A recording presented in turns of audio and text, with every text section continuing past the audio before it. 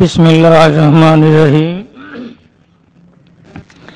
آج کسی بھائی صاحب نے پوچھا ہے اللہ تبارک و تعالیٰ کہاں رہتے ہیں؟ دیکھیں، زمین پر اللہ تبارک و تعالیٰ نے 1,24,000 پیغمبر بھیجے، سب یہی بتانے کے لیے آئے کہ اللہ کو پہچانو، اللہ کا پتہ بتانے کے لیے کہ اللہ کہاں ہیں، کیسے ہیں، تو اس کی معرفت کرانے کے لیے اللہ تبارک و تعالیٰ نے 1,24,000 پیغمبر بھیجے۔ ہر دین اور مذہب کے درویش جو ہیں وہ اسی جستجو میں رہے، تلاش میں رہے، جیسے ہندوؤں کے جوگی اور ان کے گرو وغیرہ بھی اس تلاش میں رہے کہ رام اور بھگوان جو ہے وہ کیسا ہے، کہاں ہے، سب کو تلاش تو اسی کی تھی، لیکن انہوں نے نبیوں والا راستہ اختیار نہیں کیا، تو اس لیے وہ کوئی بتوں کی پوجا میں لگ گئے، کوئی گائے کی پوجا میں لگ گئے، کوئی درختوں کی پوجا کرنے لگ گئے۔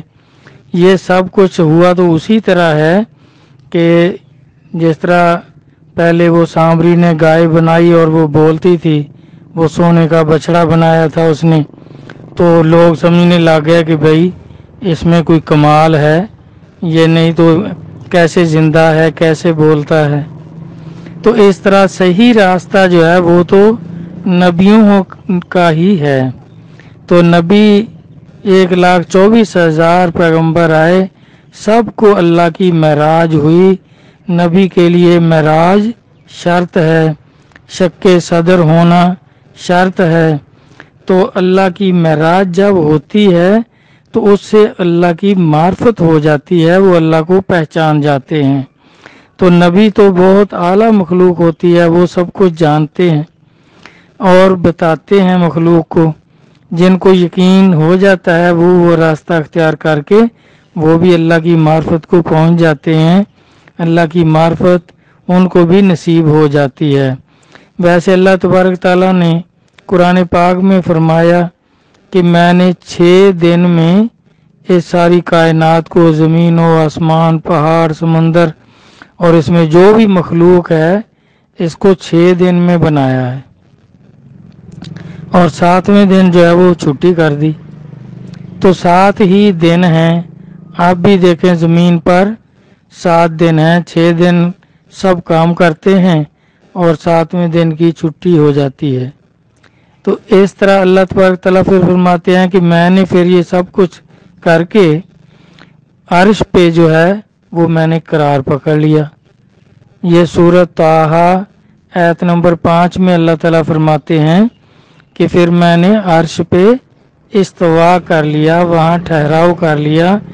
عرش اور کرسی جو حدیثوں میں بھی اس کی تشریح موجود ہے، لیکن دیکھنے کی بات یہ ہے کہ کیا وہاں عرش جو ہے اس کے سوا اللہ تعالیٰ اور کہیں نہیں ہے؟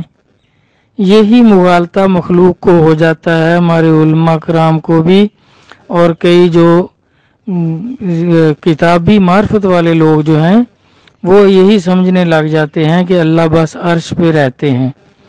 اللہ تبارک تعالیٰ عرش پہ بھی رہتے ہیں، باقی ہر جگہ بھی رہتے ہیں۔ اللہ تبارک تعالیٰ نہ کہیں سے آتے ہیں نہ کہیں جاتے ہیں، اللہ تبارک تعالیٰ ہر وقت ہر جگہ موجود ہیں۔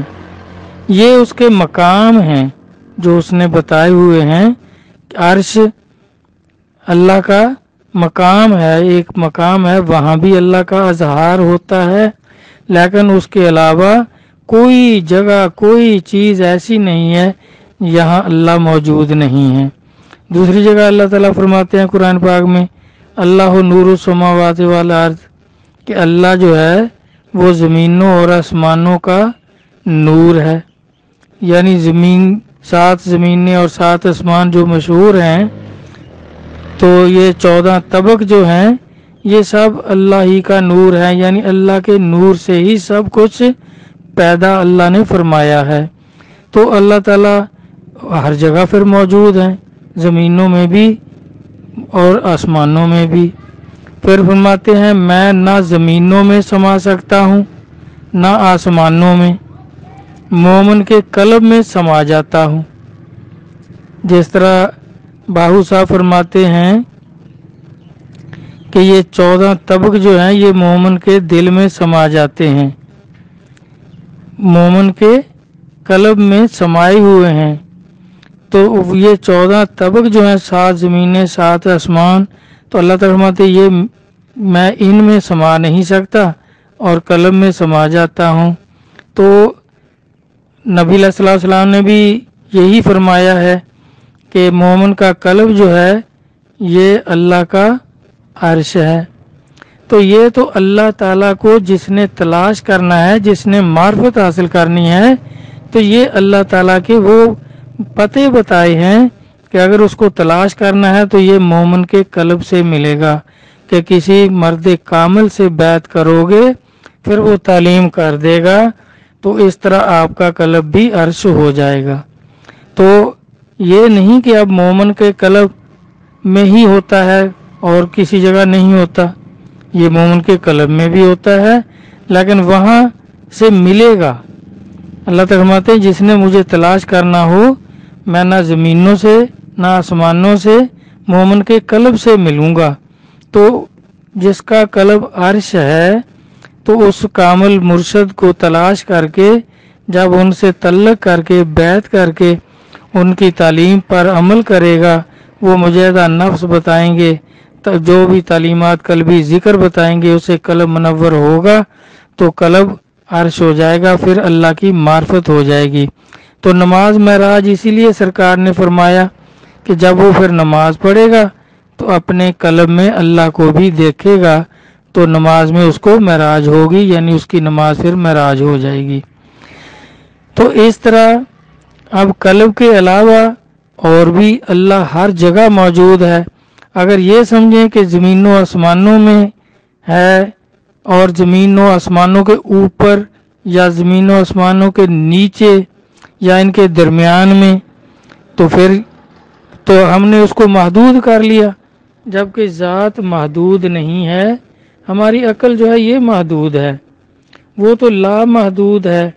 جس طرح ذات لامحدود ہے، ہر وقت ہر جگہ موجود ہے، عرش پر موجود، فرش پر موجود، زمین و آسمان کا نور مومن کے قلب میں موجود، اس طرح اگر عقل ذات کا احاطہ کر لے تو پھر تو وہ محدود ہو گیا، حالانکہ ذات لامحدود اور ہماری عقل محدود ہے۔ ذات قدیم ہے، یعنی ہمیشہ سے ہے اور ہمیشہ قائم ہے اور اس نے ہمیشہ قائم رہنا ہے۔ اسی طرح اس کی صفات بھی قدیم ہیں، ذات بھی لامحدود ہے، اس کی صفات بھی لامحدود ہیں۔ اس طرح جس صفت کا اظہار جہاں ہو رہا ہے وہاں اس صفاتی نام سے اس کو پکارتے ہیں۔ جس جگہ عبادت ہو رہی ہے، عبادت کرنے والی مخلوق موجود ہے، وہاں اس کو اللہ الا اللہ یہ اس صفت سے پکارتے ہیں۔ تو جس جگہ مخلوق نہیں ہے وہاں وہ ذات ہے، وہ اس صفاتی نام سے پھر نہیں پکارا جاتا۔ یہ نہیں ہے کہ وہاں اللہ نہیں ہے۔ جس طرح کہتے ہیں نا، بلے شاہ صاحب نے فرمایا کہ پہلے جو تھا وہ نور و نور تجلی تھا، نہ بندہ تھا نہ اللہ تھا۔ اب یہ نہیں کہ بھی اس وقت ذات نہیں تھی۔ اللہ کہتے ہیں جس کی پوجا کی جائے، جس کی عبادت کی جائے، تو بندہ تھا نہ اللہ تھا، یعنی بندہ بندگی کرنے والا جب کوئی نہیں تھا تو اس وقت ذات کو اللہ نہیں کہتے تھے، وہ اللہ کی ذات تھی۔ ذات اور اس کی صفات یہ قدیمی ہیں، ہمیشہ سے ہیں، اس میں پیدا نہیں ہوتی صفات، اس کی صفات بھی قدیم ہیں، اللہ کی ذات بھی قدیم ہے۔ تو اب بزرگوں نے جو تشریح فرمائی ہے، کسی جگہ کہہ دیا کہ بھئی اللہ نہیں ہے، تو اس وقت اللہ نہیں تھا جب اس کے عبادت کرنے والا کوئی نہیں تھا، لیکن ذات تھی۔ جس طرح آدمی تو ہوتا ہے جب تک اس کی شادی نہ ہو، اولاد نہ ہو، تو ابا نہیں کہتا اس کو کوئی بھی، لیکن بندہ تو ہوتا ہے، آدمی تو ہوتا ہے۔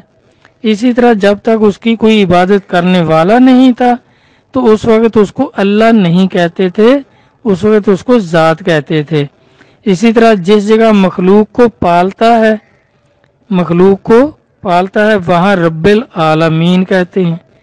جتنے جہانوں میں بھی مخلوق ہے ان کو اللہ پالتے ہیں تو وہاں رب العالمین کہتے ہیں۔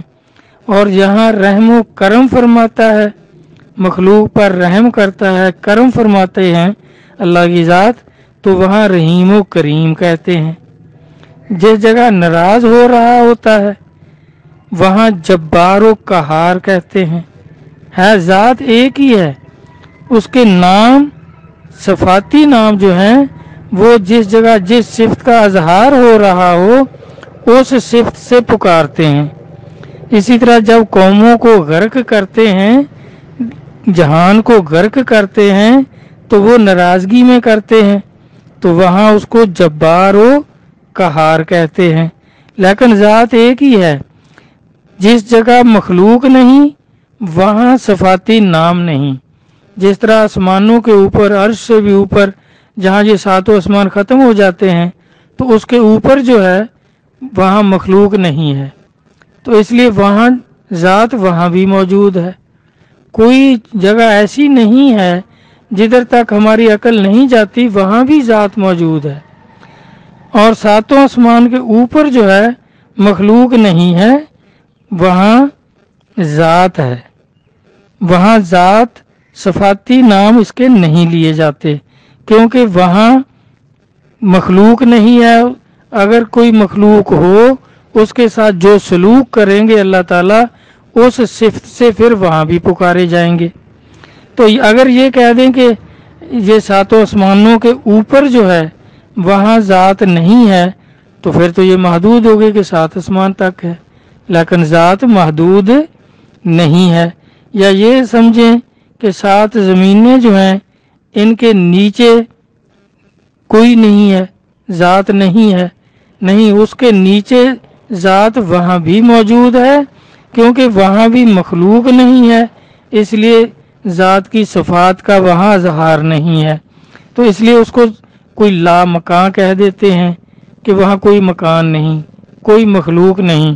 جتنے تک مخلوق موجود ہے وہاں یہ اپنے صفاتی ناموں سے اللہ کی ذات کا اظہار ہوتا ہے، اور جدھر مخلوق نہیں ہے وہاں صفاتی ناموں سے اظہار نہیں ہوتا، وہاں ذات ہوتی ہے۔ جس کو بلے شاہ صاحب نے جیسے فرما دیا کہ پہلے نور ہی نور تھا، نہ بندہ تھا نہ اللہ تھا، یعنی بندگی کرنے والا کوئی نہیں تھا، تو جس کی بندگی ہوتی ہے اس کو اللہ کہتے ہیں، تو پھر اس کو اللہ کہنے والا جب کوئی نہیں تھا تو وہ اللہ بھی صفاتی نام کا اظہار نہیں تھا۔ اس طرح یہ سب کچھ دیکھیں ذات لامحدود ہے۔ یہ مومن کے قلب میں جو نبی پاک نے فرمایا کہ اللہ کا عرش ہے، مومن کا قلب اللہ کا عرش ہے، تو اس کا مطلب ہے کہ یہاں اللہ کا ٹھکانہ ہے، ملیں گے، لیکن یہ نہیں کہ اب اللہ اس قلب کے سوا اور کہیں نہیں ہے۔ یہ سب جس طرح ایمان کی تقسیم، نور ایمان کی تقسیم نبی کے در سے ہے، وہ پاک کرتے ہیں، حکمت سکھاتے ہیں۔ اب سرکار کی امت میں جب نبی کوئی نہیں آئے گا تو پھر اللہ تعالیٰ نے نبوت کا دروازہ بند کر کے ولایت کا دروازہ کھولا ہے، تو اس لیے سرکار میں کہ مومن کا قلب عرش ہے۔ تو اب اللہ مومن سے ملیں گے، اللہ کے ولی سے اللہ کی معرفت نصیب ہوگی، وہ اس راستے پہ لگا دیں گے۔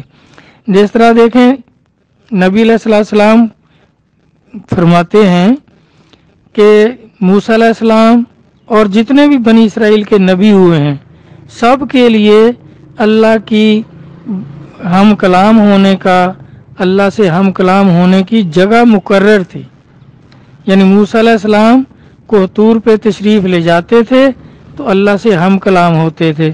حالانکہ اللہ کے حق صرف کوہتور پر ہیں، اللہ تو ہر جگہ ہے، لیکن وہ جگہ مقرر تھی کہ وہاں آئیں گے تو اللہ وہاں ہم کلام ہوگا. لیکن نبی علیہ الصلوۃ والسلام کے لیے کوئی جگہ مقرر نہیں تھی کہ کس جگہ جاؤ گے تو وہی آئے گی. آپ جس جگہ بھی ہوتے تھے وہی آ جاتی تھی، گھر میں ہوتے تھے آ جاتی تھی، سفر میں ہوتے تھے آ جاتی تھی. آپ کے لیے کوئی جگہ مقرر نہیں. اس لیے نبی علیہ الصلوۃ والسلام نے فرمایا کہ میری امت کے جو ولی ہیں ان کے لیے بھی اللہ تبارک تعالیٰ نے جس جگہ وہ موجود ہوں اس کو ہی طور کر دیتے ہیں، کوہتور کر دیتے ہیں. وہیں اللہ تعالیٰ ولی جس جگہ بھی ہے وہیں اس کے گھر میں مسافری میں ہوں اس کو الہام کے ذریعے علم عطا فرما دیتے ہیں. ان کے لیے کوئی جگہ مقرر نہیں ہے. جیسے بنی اسرائیل کے لیے تو ان میں کئی نبیوں کے لیے تھی کہ وہ چرچ میں آئیں گے تو عبادت کریں گے، گھر میں عبادت نہیں ہوتی. نبی پاک صلی اللہ علیہ وسلم نے فرمایا مجھے یہ بھی میری امت کے لیے اللہ نے فضیلت دے دی ہے کہ ان کے لیے ساری زمین مسجد ہے، جدھر بھی نماز کا ٹائم ہو جائے وہاں نماز پڑھ لیں. اس طرح بھائی اللہ تبارک تعالیٰ سے کوئی جگہ ایسی نہیں ہے جہاں اللہ موجود نہیں ہے. لیکن یہ جو اشارے ہیں کہ مومن کا قلب عرش ہے تو اس کا مطلب یہ ہے کہ ملے گا وہاں سے. اللہ تعالیٰ فرماتے میں نہ زمینوں میں نہ آسمانوں میں نہیں سما سکتا، میں مومن کے قلب میں سما جاتا ہوں.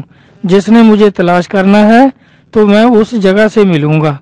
تو یہ اللہ تعالیٰ کے جس طرح بنی اسرائیل کے لیے اللہ سے ملاقات کی جگہ مقرر تھیں تو حضور کی امت کے لیے، امت کے ولیوں کے لیے کوئی جگہ مقرر نہیں کہ وہاں جائیں گے تو ان کو الہام ہوگا.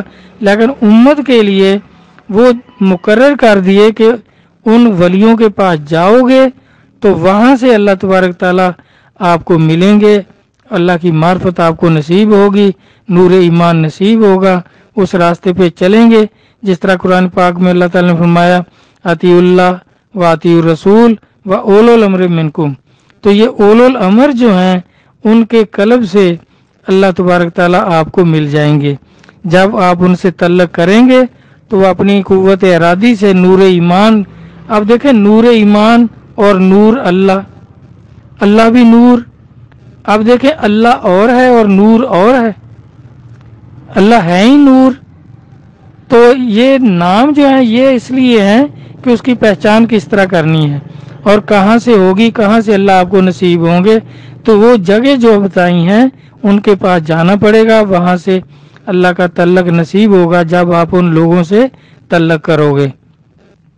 اسی لیے اللہ تعالیٰ نے دیکھیں صاف صاف فرما دیا کہ جب بندہ میرے قریب ہو جاتا ہے تو اس کے ہاتھ پاؤں زبان میں ہو جاتا ہوں، اس کا قلب میرا عرش ہو جاتا ہے. تو اب اس بندے کو عام بندہ سمجھنا یا اپنے جیسا یا اپنے سے بھی کم تر سمجھنا یا گاؤں کا چودھری سمجھنا، یہ بھائی لا علمی کی باتیں ہیں. ایسے لوگوں کو اللہ کی سمجھ نہیں آ سکتی، کبھی بھی اللہ کی معرفت نصیب نہیں ہوگی. یہ وسیلے کی جو ہیں اللہ نے ہی پیدا کیے ہیں، اللہ نے ہی فرمایا کہ میرے راستے میں وسیلہ اختیار کرو.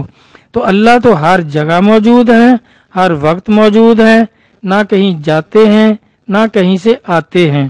لیکن یہ جو جگہیں بتائی ہیں یہ اسی طرح ہے جیسے بنی اسرائیل کے نبیوں کے لیے اللہ سے ملاقات کی جگہ مقرر تھی، تو حضور کی امت کے لیے یہ اولیاء کرام جو ہیں یہ مقرر کیے اللہ تبارک تعالیٰ نے کہ ان کے پاس آؤ گے تو متعلق کرو گے تو میری معرفت نصیب ہو جائے گی، مجھے پہچان لو گے، میں وہاں سے ملوں گا. یہ اللہ کے ملنے کے پتے ہیں. جس طرح بلے شاہ صاحب فرماتے ہیں گل مسجد مندر دی اے گل اپنے اندر دی کر صحبت مست کلندر دی پھر پل وچ مولا ویکھی جا. تو یہ وہاں سے اللہ کو دیکھنے کی جگہ اللہ نے بتائی ہیں کہ مومن کا قلب عرش ہے اور کہیں سے بھی اللہ تعالیٰ نہیں ملیں گے. یہ نہیں کہ وہاں اللہ موجود نہیں ہے، موجود اللہ کی ذات جو ہے وہ ہر جگہ موجود ہے، ہر وقت موجود ہے. یہ صفاتی نام اس کے پتے ہیں کہ معرفت حاصل کرنی ہے تو پھر جو میرے ولی ہیں ان سے تعلق کرو، اللہ تبارک تعالیٰ مہربانی فرمائیں گے، اللہ کی معرفت نصیب ہوگی۔ باقی جس کو اللہ کی معرفت نصیب نہیں ہے وہ اللہ کے بارے میں اندازہ تو تھوڑا بہت ہو جائے گا، لیکن پوری طرح نہیں سمجھ سکتا کہ اللہ کی ذات کیا ہے، کیسے ہے۔ جب معرفت ہوگی تو پھر سمجھ آتی ہے کہ بھئی ذات کتنی بڑی ہے، ذات محدود نہیں ہے۔ جس طرح کبھی عرش پہ لوگ محدود کر دیتے ہیں، کبھی مومن کے قلب میں محدود کر دیتے ہیں، اللہ کی ذات محدود نہیں، لا محدود ہے، ہر وقت ہر جگہ موجود ہے۔ یہ کہتے ہیں کہ جی عرش سے صبح کے ٹائم، تہجد کے ٹائم اللہ تعالیٰ پہلے آسمان سے جھانکتے ہیں اور فرماتے ہیں جو کسی نے مانگنا ہے مانگ لو، اور پھر واپس چلے جاتے ہیں۔ بھائی جاتے آتے کہیں نہیں ہے، اللہ نے کہاں جانا ہے اور کہاں سے آنا ہے؟ وہ تو اللہ کی ذات ہر جگہ موجود ہے۔